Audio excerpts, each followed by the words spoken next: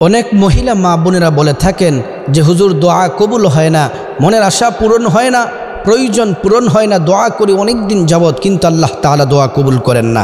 আপনাদের জন্যে আজকে ফরজ নামাজের পরে 7 বারের এই দোয়াটি, স্পেশাল দোয়াটি নিয়ে এসেছি। এই দোয়াটি যদি পড়তে পারেন আপনাদের প্রয়োজন পূরণ হবে, চাওয়া পূরণ হবে, হাজত পূরণ হবে, যা চাইবেন আল্লাহ তাআলার কাছে আল্লাহ তাআলা তাই দিবেন।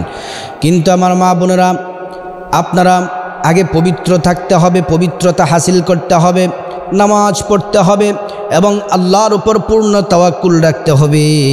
হারাম খাদ্য খাওয়া যাবে না।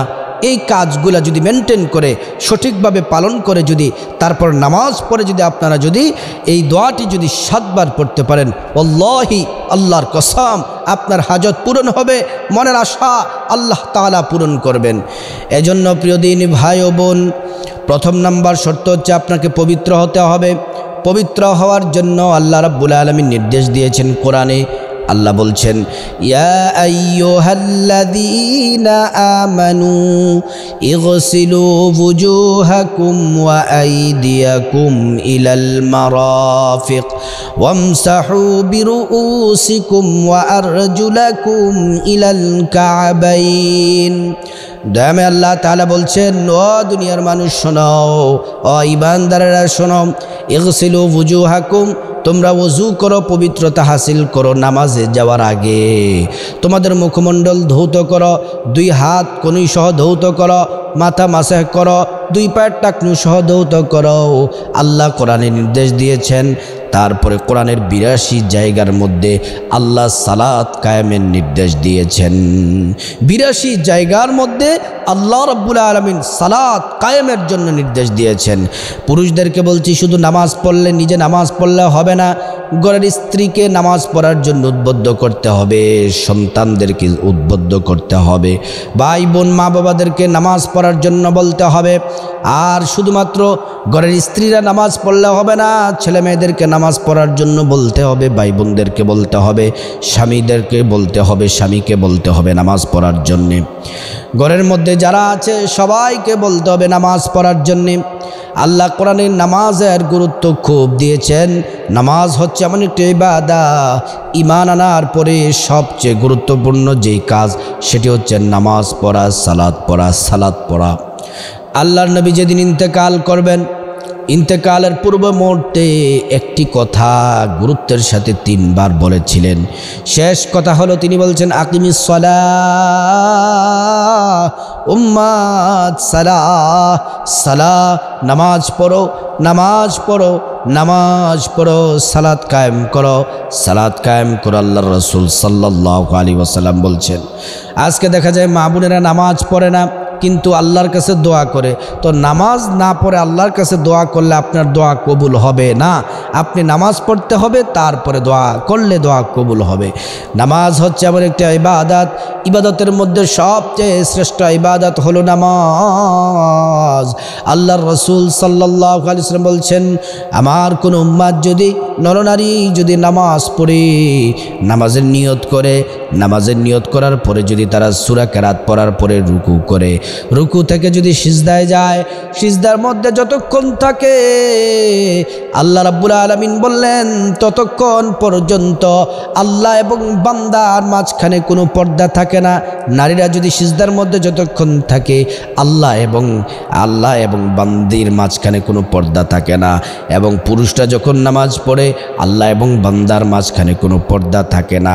তারা যা বলে আল্লাহ তাই শুনবেন, তারা যা বলবে, যা চাইবে আল্লাহ তাআলা তাদেরকে তাই দিবেন। এই জন্য প্রথম নাম্বার শর্ত হচ্ছে আপনাকে নামাজ পড়তে হবে। নামাজ পড়ার পরে কিছু জিকির আছে, সেই জিকিরগুলা করতে হবে। আল্লাহর রাসূল সাল্লাল্লাহু আলাইহি ওয়াসাল্লাম নামাজ পড়ার পরে তিনি কিছু জিকির করতেন। নবীজি সাল্লাল্লাহু আলাইহি ওয়াসাল্লাম যে জিকিরগুলা করতেন, 1 নাম্বার হলো নবী মুহাম্মদ সাল্লাল্লাহু আলাইহি ওয়াসাল্লাম সালাম ফিরিয়ে পড়তেন, উচ্চ আওয়াজে উচ্চ সুরে পড়তেন আল্লাহু আকবার। তারপরে 3 বার ইস্তিগফার পড়তেন, আস্তাগফিরুল্লাহ, আস্তাগফিরুল্লাহ, আস্তাগফিরুল্লাহ। তারপরে পড়তেন আল্লাহুম্মা আনতাস সালাম ওয়া মিনকাস সালাম। তাবারাকতা রব্বানা ওয়া তাআলাইকা ইয়া যাল জালালি ওয়াল ইকরাম। তারপরে প্রিয় নবী পড়তেন আয়াতুল কুরসি, আল্লাহু লা ইলাহা ইল্লা হুয়াল হাইয়ুল কাইয়্যুম লা তাখুযুহু সিনাতু ওয়ালা নাওম লাহু মা ফিস সামাওয়াতি ওয়া মা ফিল আরদ। এই আয়াতুল কুরসি আল্লাহর রাসূল পাঠ করতেন। নবীজি সাল্লাল্লাহু আলাইহি ওয়াসাল্লাম হাদিসের মধ্যে বলেছেন, মান ক্বারা আয়াতুল কুরসি ফি দুবুরি কুল্লি সালাতিন মাকতুবা লাম ইয়ামনাউহু মিন দুখুলিল জান্নাতি ইল্লা আইয়ামুত। আল্লাহ রাসূল বলেন, আল্লাহর কোনো বান্দা বান্দি যদি 5 ওয়াক্ত ফরজ নামাজের পরে আয়াতুল কুরসি পড়ে, আয়াতুল কুরসি পড়া যদি নিয়মিত আয়াতুল কুরসি পড়ে, মৃত্যু শুধুমাত্র তার জন্য বাধা, মৃত্যুবরণ করবে আর হাসতে হাসতে আল্লাহর জান্নাতে চলে যাবে, আল্লাহর জান্নাতে চলে যাবে যদি আয়াতুল কুরসি পড়ে। তো আজকে ওই দিকে আলোচনা হচ্ছে। অনেক মা বোনেরা প্রশ্ন করে তাকে, হুজুর দোয়া করে দোয়া কবুল হয় না, হাজত পূরণ হয় না, মনের আশা পূরণ হয় না। এই আয়াতুল কুরসি পড়ার পরে তাসবিহ তাহলিল পড়ার পরে তারপরে 7 বার প্রথমে দুরূদ শরীফ পড়বেন, একবার সাল্লাল্লাহু আলাইহি ওয়াসাল্লাম, অথবা নামাজে যেই দুরূদ আছে দুরূদ ইব্রাহিম পড়বেন, ছোট্ট দুরূদ কমপক্ষে সাল্লাল্লাহু আলাইহি ওয়াসাল্লাম পড়বেন। পড়ার পরে 7 বার পড়বেন ইয়া কাদিয়াল হাজাত, ইয়া কাদিয়াল হাজাত, ইয়া কাদিয়াল হাজাত, ইয়া কাদিয়াল হাজাত, ইয়া কাদিয়াল হাজাত, ইয়া কাদিয়াল হাজাত, ইয়া কাদিয়াল হাজাত। 7 বার পাঠ করবেন। তারপরে দুরূদ পড়বেন, আল্লাহর কাছে হাত তুলবেন, চোখের পানি ছেড়ে দেন, হাজত আল্লাহ পূরণ করে দিবেন, চাওয়া পাওয়াগুলো আল্লাহ পূরণ করবেন, মনের আশা আল্লাহ পূরণ করবেন। আর যারা বিপদে আছেন, মুসিবতে আছেন, পাশাপাশি আপনারা এটা পড়তে পারেন ইয়া হাল্লাল আল মুশকিলাত, ইয়া হাল্লাল আল মুশকিলাত। এটাও 7 বার পড়বেন। আল্লাহ সব মুশকিল আসান করে দিবেন, বিপদ দূর করে দিবেন, টেনশন দূর করে দিবেন, যত ধরনের সমস্যা আছে সব সমস্যা আল্লাহ দূর করবেন। এজন্য প্রিয় দিনী ভাই ও বোন, নামাজ পড়তে হবে। যেমন করে মালিকের কাজ যদি আপনি না করেন, যেই কোম্পানিতে চাকরি করেন ওই মালিকের আন্ডারে যদি কাজ না করেন, অফিসে যদি না যান, আপনি যদি ডিউটি যদি সঠিকভাবে যদি আপনি পালন না করেন, যেমন করে মালিক আপনাকে রাখবে না, আপনাকে বেতন দিবে না। আপনি যদি নামাজ না পড়েন, পবিত্রতা হাসিল যদি না করেন, হালাল খাদ্য যদি না খান, আল্লাহর উপর যদি পূর্ণ তাওয়াক্কুল যদি না করেন, তাহলে আপনার দোয়া আল্লাহ কবুল করবেন না, আল্লাহ তাআলা দোয়া কবুল করবেন না।